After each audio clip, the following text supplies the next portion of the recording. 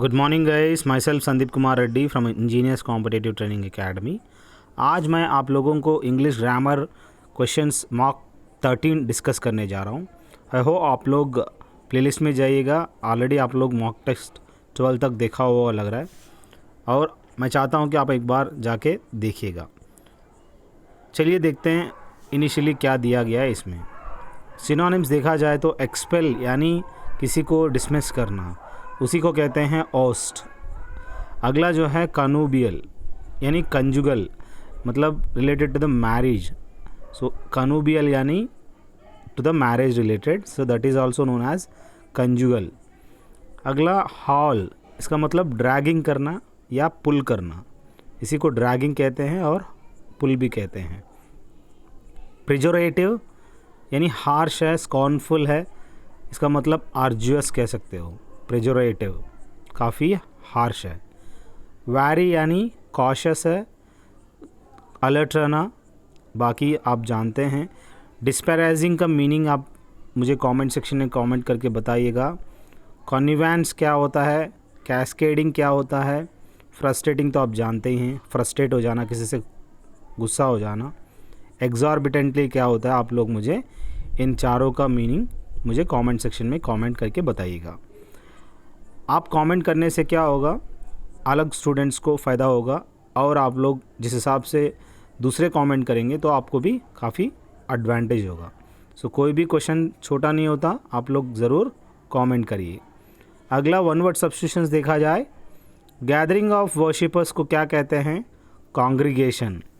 जो भी गैदरिंग है वर्शिपर्स का उसको कॉन्ग्रीगेशन कहते हैं। बाकी कनोजियर यानी one who is well versed in any subject, काफ़ी एक्सपर्ट कह सकते हो। कॉन्ग्रुएंट यानी आइडेंटिकल इन ऑल रेस्पेक्ट, मतलब एकदम सेम रहता है, सिमिलर रहता है, कॉन्ग्रुएंट कह सकते हो। Conscription compulsory enlistment for military और अदर सर्विसेज, इसी को कॉन्स्क्रिप्शन कहते हैं।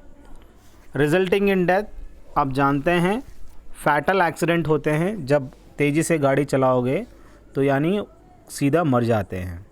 बाकी fatalist one who believes in destiny, जिसको लगता है कि वो अपना फेट पे या डेस्टिनी पे वो भरोसा करता है। फाउना यानी animals of a certain regions को कहते हैं फाउना। बाकी feminist one who works for the welfare of women, जिसको कहते हैं फेमिनिस्ट। देखा जाए deviation from the right course, इसी को कहते हैं अबिरेशन। जो डिविएशन होता है from the right course, aberration कह सकते हो। अगला आप देखा जाए words which are inscribed on the grave, जो समाधि होता है उस ग्रेव, उस पे जो इंस्क्राइब करते हैं उस इंस्क्रिप्शन को एपिटॉपी कहते हैं। बाकी एपिटोम वो चीज़ है, इट्स अ परफेक्ट एग्जाम्पल को हम लोग एपिटोम कह सकते हैं। एपिटोमाइज यानी to be a perfect example, ये भी एपिटोमाइज कह सकते हैं। Epithet adjective added to a person's name usually to criticize और प्रेज हिम। हम आप देखे होंगे काफ़ी स्पेसिफिक एपिथेट्स किस हिसाब से साइंस में आपको एपिथेट्स देखने को मिलता है। और मैं कुछ कहना चाह रहा हूँ, have the faith in my material, rest success will follow, refer the maximum videos.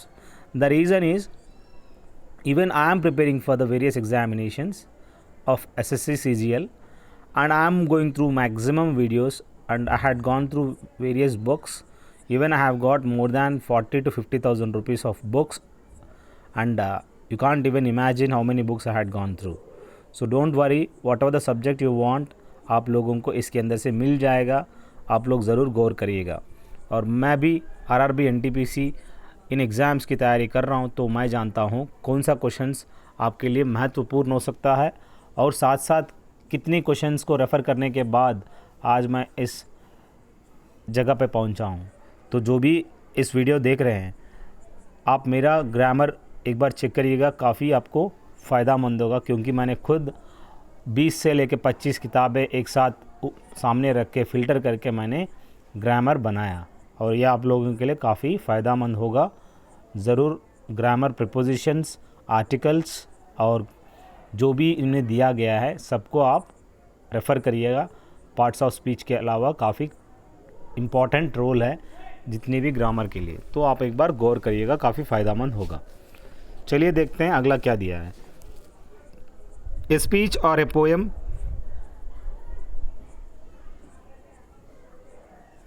Recited at the end of the play, इसको कहते हैं एपिलॉग। बाकी आप एपिसोड जानते हैं, it's a part of story, आप टीवी और रेडियो में देखते रहते हो। एपिसोडिक वो चीज़ है happening only sometimes and irregularly को एपिसोडिक कहते हैं। एपिस्टल यानी ए लेटर को हम एपिस्टल भी कह सकते हैं। अगला देखा जाए एंटोनिम्स, काफ़ी इम्पॉर्टेंट है। हमड्रम, इसका मतलब फैसिनेटिंग होता है। आउटलैंडिश, ये आप बहुत ज़रूरी है, कुछ चीज़ें आप लोगों को याद रखना बहुत ज़रूरी होता है।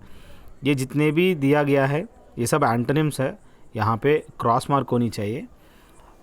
हमड्रम इसके अपोजिट फैसिनेटिंग होता है, बाकी एकदम स्लैक कह सकते हो। आउटलैंडिश का अपोजिट है कॉमन, और देखा जाए सेपरेट को क्वालिजी कह सकते हैं और इसको जॉइन कह सकते हो। लॉइटर यानी एकदम फ्रीली मूवमेंट करना, और इसकी अपोजिट है जल्दी जल्दी करना, क्विक मूवमेंट करना। इंट्रिंसिक यानी बहुत ही ज़रूरत है, एसेंशियल या बेसिक कह सकते हो। इसका क्वाइट अपोजिट एक्वायर्ड और अटेंड कह सकते हो। प्रेजोरेटिव यानी नेगेटिव है, अनकॉम्प्लीमेंट्री टाइप का कह सकते हो, और इसी का ठीक अपोजिट कॉम्प्लीमेंट्री है। एविड यानी इंथुजियास्टिक, इसको पैशनेट भी कह सकते हो, और अपैथेटिक या लेथार्जिक आप कह सकते हो। फटीग, जब थक जाते हैं, टायर्डनेस, उसको फटीग कहते हैं। विगर या स्ट्रेंथ इसका अपोजिट है। तो आप लोग please go through whatever has been given, काफ़ी इम्पॉर्टेंट है। और जो भी स्पेलिंग्स है, जैसे कि प्रिजोरेटिव दिया गया है, आपको प्रिजोरेटिव का स्पेलिंग बहुत ही इम्पॉर्टेंट है। फटीग का भी आ सकता है। और आप लोगों से रिक्वेस्ट है, एक बार प्लेलिस्ट में जाइए, काफ़ी आपको इम्पॉर्टेंट इन्फॉर्मेशन मिलेगा। अपने दोस्तों को भी शेयर करिएगा, मेहनत करने वालों को ही फल मिलता है, शेयर करने से आपकी कुछ नहीं बिगड़ेगा। चलिए देखते हैं इनमें क्या क्या दिया गया है। अगला प्रीपोजिशन बेस्ड कुछ क्वेश्चंस दिया गया है, ज़रूर गौर करिएगा। He is addicted to drugs, ये आपको याद रखिएगा, कोई भी एडिक्शन होता है that is has got addicted to what, addicted to drug. इस हिसाब से आप क्वेश्चन टैग करेंगे तो अपने आप आपको आराम से पता चल जाएगा प्रीपोजिशन को कैसा फ्रेम करते हैं। Add 4 to 7 and the result is 11, यहाँ पे बहुत ही इम्पॉर्टेंट है। 4 to 7 whatever has been given, 7 को 4 को ऐड करनी चाहिए, 7 + 4, so overall 4 to be added to what, added to 7, that is what exactly that result will be 11. People should abstain from smoking in public places. Abstain from एक phrasal verb है, यानी जो भी smoking करते हैं सभी लोगों को abstain मतलब छोड़ना। From what? From smoking. I was accompanied there by my friend. याद रहिएगा, इस तरह सिचुएशन में accompanied by is very important, मतलब साथ देना। accompanied there by my friend, तो उनकी फ्रेंड के साइड में he was accompanied everywhere. he is suffering from fever, आप याद रखिएगा suffering from fever होता है, and accompanied with headache, and along with the fever he was accompanied with what, with the headache. I have to account for this money, account for means countable to, have to be countable to this money. I am accountable to God for my deeds, whatever the mistakes I had done I am accountable to the God करके कह सकते हो। I acquit you of the charge, ये आप याद रखिएगा, I acquit you of the charge is the right one. We are not accustomed to such a life, यहाँ पे accustomed to जो है काफ़ी important है। बाकी आप have the books in front of you and pens, जो भी पढ़ाई कर रहे हैं याद करिएगा आपके पास किताबें होनी चाहिए जिसकी कंसर्निंग या नोटबुक हो। जो भी सब्जेक्ट पढ़ रहे हैं इंग्लिश की 3-4 किताबें मिनिमम होनी चाहिए आप लोगों के सामने। और जो भी आप किताब में पढ़ रहे हैं उसमें लाल, ग्रीन, ब्लैक और जो भी ब्लू पेन है उसको आप यूज़ करिएगा, जिससे आपको काफ़ी फ़ायदामंद होगा। अलग अलग पेन का अलग अलग आप जो इंटेंशन रख के, इवन मैं पढ़ता हूँ तो वो किताबों में लाल पेन मैं यूज़ करता हूँ। इम्पॉर्टेंट जो मुश्किल से मुझे रिमेम्बरेंस के लिए काफ़ी मुश्किल होता है, उनको हम आइडेंटिफाई करने के लिए लास्ट मोमेंट में काफ़ी यूज़ होता है। जैसे कि कुछ क्वेश्चंस होते हैं जैसे कि मॉडरेट लेवल के हैं और जिसमें लिखना है तो मैं ब्लू यूज़ करता हूं, और बाकी ब्लैक और ग्रीन तो अपनी मर्ज़ी है जिस हिसाब से आपको यूज़ करनी है, आइडेंटिफाई करनी है। मॉडरेट लेवल की या इम्पोर्टेंट नेचर की अलग अलग आप डिवाइड कर लीजिएगा। अगला देखते हैं articles. Mussolini was the Hitler of Italy. देखिएगा यहाँ पे कंपैरेटिव यूज़ किया गया है। जो Mussolini, he was the Hitler of Italy, Italy का हिटलर कह सकते हो मुसोलिनी को, he was the Hitler of Italy. जिस हिसाब से जर्मनी में आप हिटलर देख सकते हो वैसे ही मुसोलिनी आप इटली में देख सकते थे। He is native who knows the way in the jungle. यहाँ पे दिया गया है ही इज़ नेटिव, यहाँ पे आप मुझे बताइएगा आर्टिकल आएगा ही नहीं आएगा। He is native who knows the way in the jungle, इस ईज़ के बाद आपको आर्टिकल यूज़ कर सकते हैं, नहीं यूज़ कर सकते हैं, आप लोग कमेंट सेक्शन में कमेंट करके बताइएगा। Sita is the purest woman. यहाँ जो प्योरेस्ट दिया गया है सुपरलेटिव फॉर्म में दिया गया है, तभी दी यूज़ कर सकते हैं। अगला, the earth is round which is very important. Wisdom is the gift of haven कह सकते हो, एक अलग चीज़ है। Delhi is the capital of India. ये सब चीज़ें आप लोगों को याद रखना बहुत ज़रूरी है। अगला, इडियम्स एंड फ्रेजेस देखा जाए, कैटनैप यानी शॉर्ट स्लीप कह सकते हो, जैसे कि बिल्ली किस हिसाब से सोती है, कैटनैप शॉर्ट स्लीप कह सकते हो। To pull a long face यानी टू लुक सैड, एक्चुअली बहुत ही सैड फील करना। Fit her like a glove यानी परफेक्टली कह सकते हो, it is one of the finest dress, it fit her like a glove, उसका मतलब परफेक्टली मेजर किया गया है। गेट क्रैशन यानी जो भी बंदा गेट क्रैशर गेट को तोड़ के आता है वो अनइनवाइटेड गेस्ट है जो आपके घर में घुस रहा है। और टू एंगल यानी टू फिश, आप जानते हैं जो फ़िश को पकड़ते हैं, जो रस्सी और जो डंडा होता है उसको बोलते हैं एंगलर, एंगलर कहते हैं उसको। एंगल मतलब टू फिश, किसी को एंगल करना मतलब किसी को फंसाना। Smooth ruffled feathers make people feel less offended. एक चीज़ है जो भी रफल्ड फेदर्स जो भी होते हैं जिसको स्मूथ करना, जब आप make people feel less offended, जैसे कि कोई भी कबूतर है जैसे गिर जाता है उसको फिर उस जब पकड़ते हो तो सीधा ऐसे स्मूथ करते हैं, तो make people feel less offended, उसको थोड़ा सा बूस्टअप करते हैं, वैसे ही लेस ऑफेंडेड कह सकते हो। अज्यूम एयर्स प्रिटेंड सुपीरियरिटी, यहाँ पे जो सुपीरियरिटी प्रिटेंड करने के लिए अज्यूम एयर्स मतलब हवा में वो सोच रहा है, वो सुपीरियरिटी फील कर रहा है। प्ले ट्रूआंट यानी स्टे अवे फ्रॉम ड्यूटी, आप जानते हैं ट्रूआंट छोटे बच्चे भाग जाते हैं स्कूल से, इसको कहते हैं ट्रूआंट। ऐसे प्ले ट्रूआंट कहना मतलब stay away from the duty. आज के टाइम पे जो भी सॉफ्टवेयर इंडस्ट्री है इस हिसाब से कहते हैं, प्ले ट्रूआंट कह सकते हो, stay away from the duty. Make room यानी मेक स्पेस, अगर घर में कोई गेस्ट आ जाते हैं you have to make room, तुम्हें उन्हें स्पेस देना बहुत ज़रूरी है। मेंड योर वेस यानी इम्प्रूव वंस बिहेवियर, जैसे कि आप पास्ट में जो भी मुश्किलों को सामना किया हुआ है, ये ज़रूरी नहीं कि फ्यूचर में भी उस सिचुएशंस को अपने बच्चे भी सामना करना ज़रूरी है, पर उनको बताना ज़रूरी है, जताना ज़रूरी है, पर ये ज़रूरी नहीं कि उनको सफ़र करना ज़रूरी है। सो आपको अपनी बिहेवियर्स को भी इम्प्रूव करना है, तो मेंड योर वेस कह सकते हो। और be quick while you are studying, ये एक चीज़ है मुझे बताना चाहता हूँ कि आप लोग अभी एक ऐसा स्टेज आ गया, लास्ट 2 वीक्स रह गए आप अपने एग्ज़ाम की तैयारी करने की, अब आप लोगों के पास काफ़ी कम समय है। मैं आपसे रिक्वेस्ट करूँगा कि आप लोग ये जितने कुछ वीडियोस देख रहे हैं कि अलग अलग इंस्टीट्यूट्स अपना अपना बना रहा है, काफ़ी टाइम वेस्ट कर रहा है। सो प्लीज़ उन सबको बंद करिएगा, अपना काफ़ी रिवीजन स्टार्ट करिएगा। इवन मैं चाहता हूँ कि मेरा अपने वीडियोस भी लास्ट एक हफ़्ता बंद कर दो, अपना पूरा का पूरा जो हो सकता है मैक्सिमम आप देख लो। जो भी मैं मैक्सिमम अपडेट कर रहा हूँ that will be more enough. अगर आपको लगता है कि मेरे वीडियोस देखना है तो फास्ट फॉरवर्ड में देख लो, बाकी आपको अलग अलग कंटेंट अलग अलग टाइम वेस्ट नहीं होगी। तो मैं आपसे रिक्वेस्ट करूँगा कि मैक्सिमम जितना वीडियोस देख सकते हैं कम से कम आप 1000 वीडियो देखने की कोशिश करिए, क्योंकि काफ़ी अच्छी इन्फॉर्मेशन दिया है हर वीडियो में आपको। जो 2100 के जो जेईई के क्वेश्चंस हैं उसको भी आपको देखने की कोशिश करिएगा, काफ़ी फ़ायदेमंद होगा। चलिए अगला क्या है देखते हैं। स्पेलिंग चेक है, रेसिप्रोकेट यानी रिस्पॉन्ड करना।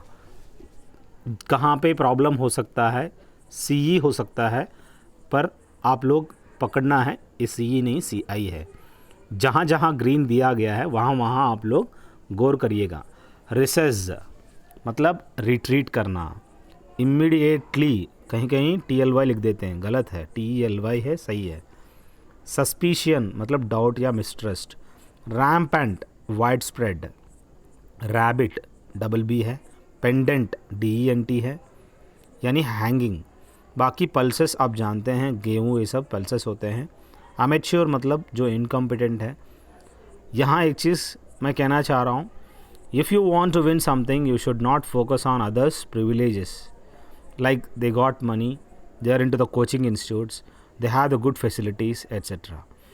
मैं ये कहना चाह रहा हूँ कि उन सबके पास पैसा हो सकता है, कोचिंग इंस्टीट्यूट्स हो सकते हैं, काफ़ी अच्छी फैसिलिटीज़ हो सकते हैं, बड़े बड़े धुरंधर टीचर हो सकते हैं, पर मैं यही कहना चाह रहा हूँ आप लोगों को, आपके पास it is you how you fast you can revise the maximum content which is in my YouTube channel. I am damn sure that this is one of the greatest YouTube channel you can ever see. Such a nice explanation has been given each and every question papers. मैं आपसे यही कहना चाह रहा हूँ कि वो सब अगर नहीं है तो भी क्या हो गया, मैं हूँ तुम्हारे साथ, और कम से कम आपको 100 बुक से ज़्यादा मैंने रेफ़र किया हुआ है. जो भी क्वेश्चन पेपर मैंने आज के टाइम पे इसके अंदर बना रहा हूँ, काफ़ी रिसर्च करने के बाद मैं यहाँ पे बना रहा हूँ. एक सबसे बड़ा रिसर्च होता है, ये यूट्यूब बनाने से पहले काफ़ी फ़िल्टर करना पड़ता है, आप लोगों को नहीं पता है, क्योंकि मैं अकेला इंसान जो सब कुछ काम करने के लिए तैयार हूँ, आप लोगों के लिए मैं कर रहा हूँ. अपनी पूरी लाइफ मैक्सिमम 1.5 साल से मैं जो भी मेहनत किया हुआ है ये यूट्यूब चैनल में डाला हुआ है. आप लोग प्लीज़ ये सब दुखी मत होइएगा, इंस्टीट्यूट्स में हैं क्या होगा, कुछ नहीं होगा, जो होगा सब कुछ ठीक होगा. नॉलेज गेन करते जाओ, सक्सेस खुद पर खुद झक मारते आपके पीछे आएगी. मैं आपको दावा के साथ कह सकता हूँ, जैसे बाहर निकलोगे आपके अंदर एक ऐसा एक्साइटमेंट होगा, इतनी सवाल आप बताओगे, आप खुद पहचान नहीं पाओगे कि मैं इतनी सवाल कम से कम आपसे मिनिमम तो 130 क्वेश्चंस तो मैं आपसे लेके ही रहूँगा. ये याद रखना, जिसने भी कड़क तैयारी की और उससे तो मैं पूरा का पूरा इन्फॉर्मेशन 200 में से कम 170 क्वेश्चन तो बाहर निकाल ही लूँगा. इतना हमारे अंदर टैलेंट है, टेंशन लेने की ज़रूरत नहीं है.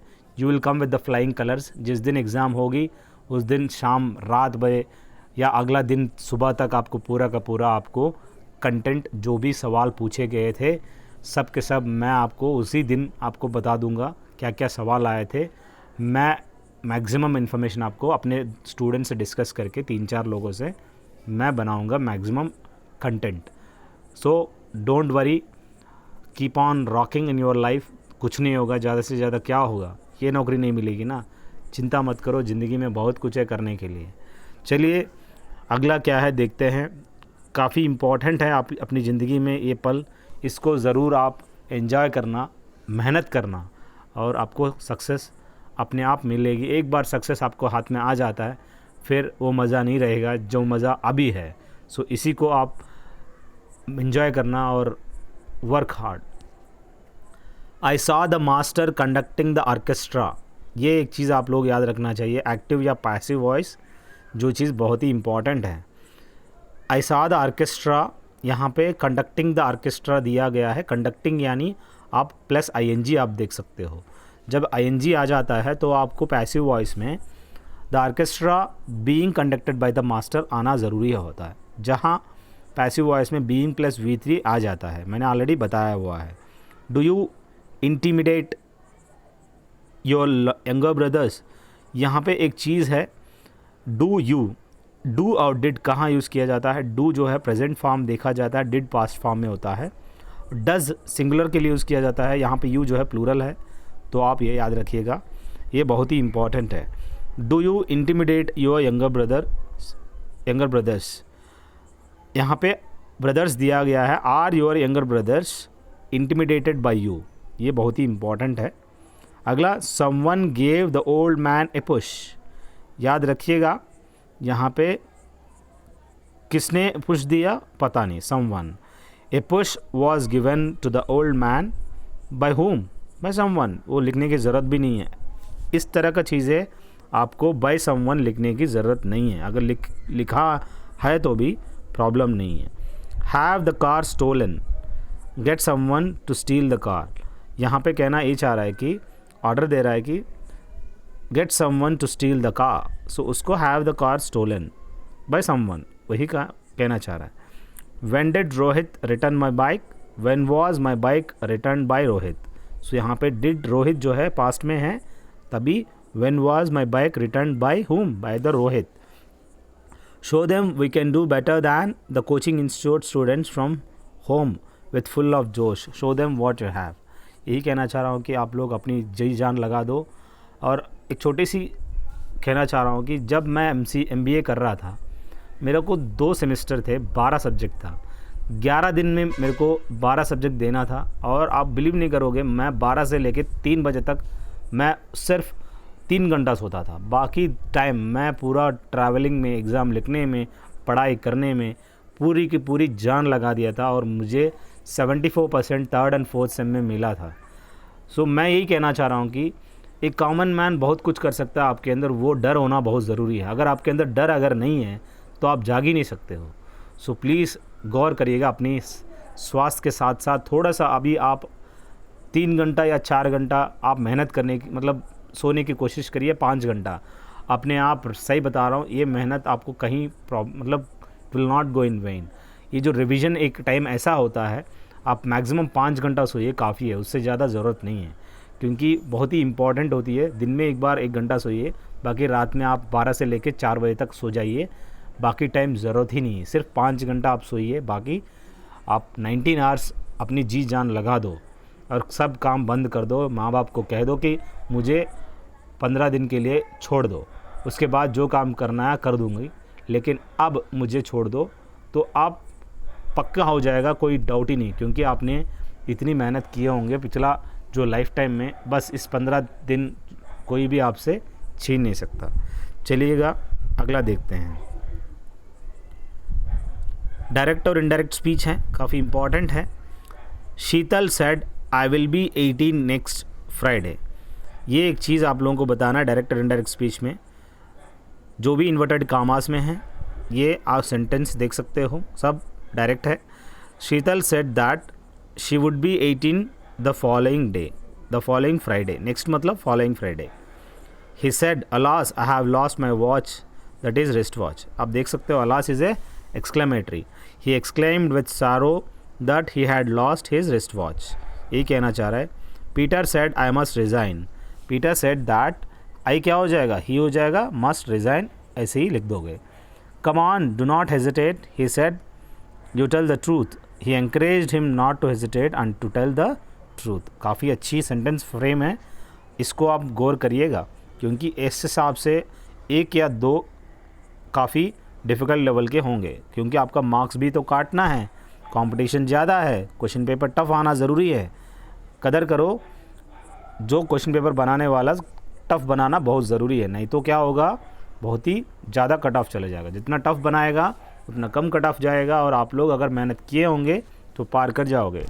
अगला जो है, shall I post the letter for you, he asked if he should post the letter for me, ये आपको याद रखना बहुत ज़रूरी है। Revise tough questions prior you sleep, आप सोने से पहले भी आप लोगों को कुछ रिवाइज करना बहुत ज़रूरी है। एरर आइडेंटिफिकेशन देखिएगा, रूम इन ए कंपार्टमेंट और a bench means unoccupied seat, यहाँ पे देखा जाए there is no room on this bench, मतलब कोई भी स्पेस नहीं है। There is no room on this bench कह सकते हो, स्पेस की जगह आप रूम यूज़ कर सकते हैं। Our, yours, hers, theirs are correct, पर यहाँ पे जो दिया गया है दिस हाउस इज़ आर्स, जो दिया गया वो गलत है, और दिस हाउस इज़ आर्स जो बिना फर्स्ट पे के साथ वो सही है। Wages means punishments when used in singular, जो भी वेजेस है वो एक पनिशमेंट, जैसे कि the wages of sin is death, उस सेंस में दिया गया है। Vivek and Ramesh are my family members गलत है। Vivek and Ramesh are the members of my family, आपको याद रखना बहुत ज़रूरी है। कंफ्यूजिंग वर्ड्स देखिएगा, अलॉट, अलोकेट। इमिनेंट जो होने वाला है, इमिनेंट स्कॉलर है। एनोनिमस एंड यूनानिमस, जिसका कोई नेम नहीं है एनोनिमस। यूनानिमस क्या है मुझे टेक्स्ट करिएगा कमेंट सेक्शन में। एंजल, एंगल, एंगल आप जानते हैं 45 डिग्री है एंगल, एंजल आप जानते हैं परी है। एंटी, एंटी देखिएगा एंटी मेरिडियन, एंटी अगेंस्ट होता है। एरिज, अराइज, ये सब काफ़ी इंपॉर्टेंट है। आप लोग एक छोटी सी गुजारिश है, अगर आपका 200 मार्क के हैं, इसमें नेगेटिव मार्किंग नहीं है, कोशिश करिए आपकी टारगेट 150 से ऊपर रहे। अगर नीचे हो तो आप नीचे ही रह जाओगे।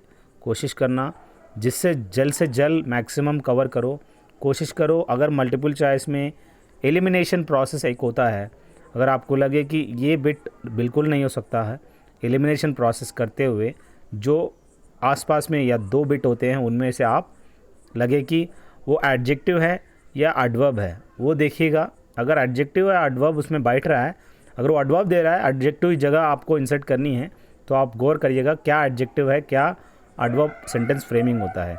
ये वही आदमी कर सकते हैं जो मेरा ग्रामर आपने पढ़ा हो पार्ट्स ऑफ स्पीच। अगर पार्ट्स ऑफ स्पीच नहीं देखे हैं तो वो एडजेक्टिव एडवर्ब रखना है उस फिल अप द ब्लैंक्स में, आप बिल्कुल नहीं कह सकते हो, चाहे वो सिनोनिम हो चाहे कोई भी एंटोनिम हो। बहुत ही इम्पॉर्टेंट है, ये प्रिंसिपल जानना बहुत ज़रूरी है। बस यही है, मैं आप लोगों को कहना चाह रहा हूँ कि जान लगा दो, जो होगा देखा जाएगा, पर मेहनत करते रहो, हारना मत, बहुत ही इम्पॉर्टेंट है। मैंने भी पिछला 1.5 साल से मेहनत कर ही रहा हूँ, 1100 वीडियो अपलोड किया हुआ है और मुझे 1 लाख व्यू तक अभी तक नहीं हुआ। अब कहीं ना कहीं हमें भी थोड़ा सा दुखी होता है कि इतना 1100 वीडियो बनाने के बाद 1 साल के बाद आपको 1 लाख व्यू अगर नहीं है सभी वीडियो देख के, आप मेरे से ज़्यादा तो आप अपनी ज़िंदगी में मेहनत किए ही नहीं होंगे। तो कोशिश करो, दुनिया में काफ़ी लोग होंगे, अलग अलग किस्म के लोग होंगे जो इतनी मेहनत करने के बाद भी सक्सेस नहीं पाता है, मिल जाती है, लेकिन आपको मेहनत करती रहनी चाहिए, कहीं ना कहीं आपको मेहनत मिल ही जाएगा। सो अगर आपको जिसने भी इस वीडियो को लास्ट तक देखा है, मैं उनकी कदर करता हूं और मैं चाहता हूं कि अपनी माँ बाप का भी ख्याल रखते रहिएगा, और इस लॉकडाउन में जितनी हो सकता है उतना आप अपनी हेल्थ का ख्याल रखिए और अपनी एक दूसरे की मदद करते रहिएगा। और मुझे भी अच्छा लग रहा है इस हिसाब से आप लोगों से इंटरेक्ट करने में, और जो भी होगा आगे होता रहेगा। Thank you, have a good day, have a great life.